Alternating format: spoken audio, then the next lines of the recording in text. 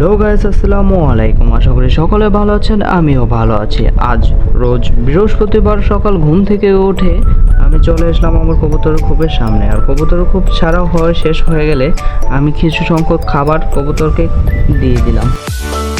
আজ যেহেতু বৃহস্পতিবার, আজ যাব আমি বাজারে কিছু মাছ আর কিছু সবজি কেনার জন্য। তাই দেরি না করে রওনা দিয়ে দিলাম বাজারের উদ্দেশ্যে। আর যাওয়ার পথে দেখি আমার বড় চাচু কিছু ধান সিদ্ধ করতেছে। তারপরে দাঁড়িয়ে থেকে কিছুক্ষণ ধান সিদ্ধ করা দেখলাম। তারপর আবার রওনা দিয়ে দিলাম বাজারের উদ্দেশ্যে। আর এখানে বড় একটি সাঁকো, যা অন্য অন্য অঞ্চলে কি বলে জানি না, সাঁকো অথবা পোল বলে থাকে। এই সাঁকোটা খুবই ডেঞ্জারাস এবং খুবই ভয়ঙ্কর। আর আমি পাড়ি দেওয়া শুরু করে দিলাম সাঁকোটা। খুবই ভয় লাগতেছিল সাঁকোটা পাড়ি দেওয়া। আর ভয় পেলে কি কাজ হবে, সাঁকো তো পাড়ি দেওয়াই লাগবে। খুব কষ্ট করে সাঁকোটা পাড়ি দিয়ে দিলাম। সাঁকো পাড়ি দিয়ে চলে আসলাম মেন রাস্তায়। রাস্তায় এসে গাড়ির জন্য দাঁড়িয়ে থাকলাম, কোথাও গাড়ি নেই। তারপর একটু ট্রেন লাইনে উঠে দেখলাম যে দূরে কোথাও গাড়ি আছে নাকি। দেখতে পেলাম গাড়ি নেই কোথাও। তারপর কি আর, কিছুক্ষণ দাঁড়িয়ে থাকার পর গাড়িতে উঠে গেলাম। আর গাড়িতে উঠে রওনা দিয়ে দিলাম বাজারের উদ্দেশ্যে। আজকের ওয়েদারটা ছিল খুবই চমৎকার, অনেক সৌন্দর্য ছিল আজকের ওয়েদারটা। দেখতে দেখতে চলে আসলাম মাছ বাজারে।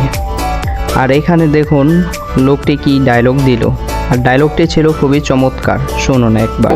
মাছের দাম কমে গেছে গা, জনগণ সব ষোলোর বাজারে পাঠাই দিবেন। কম দরে মাছ খাইবে, বর্মা মাছ আছে, ইলিশ মাছ আছে, কাতল মাছ আছে। ষোলোগড় বাজারে মাছের দাম বলে কমে, ষোলোর বাজারে 5 নম্বর ওয়াটিটা।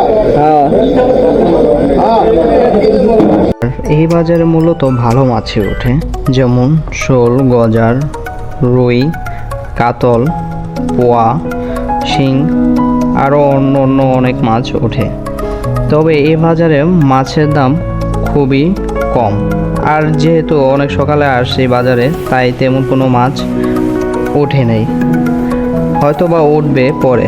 যেহেতু বলে দিয়েছে বাজার থেকে পাবদা মাছ নেওয়ার জন্য, আমি পাবদা মাছ খুঁজতেছিলাম, পাবদা মাছ এই বাজারে নেই। তাই আমি চলে আসলাম সবজির বাজারে।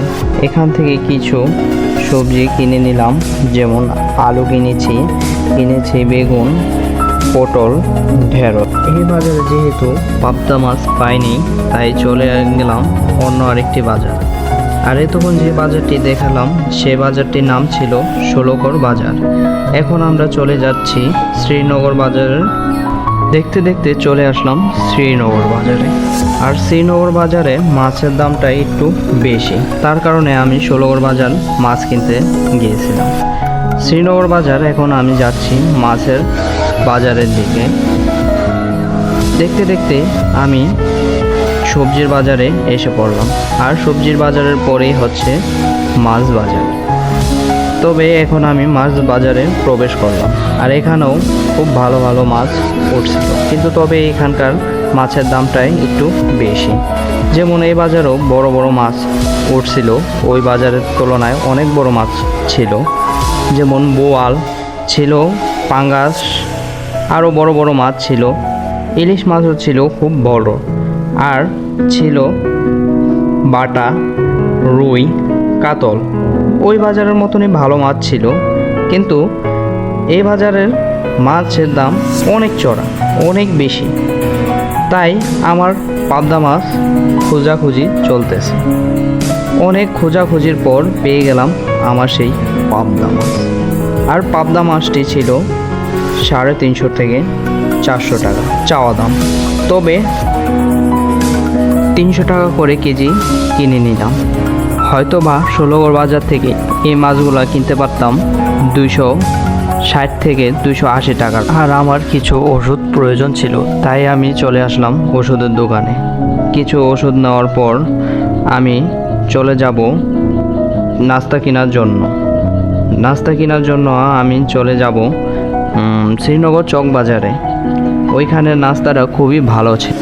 তো যেহেতু আমি সকালে নাস্তা নেব, তাই নাস্তায় আমি নিয়ে নিলাম রুটি। আর রুটির সাথে নিয়ে নিব আমি খাসির নলি। এই হচ্ছে সেই খাসির নলি।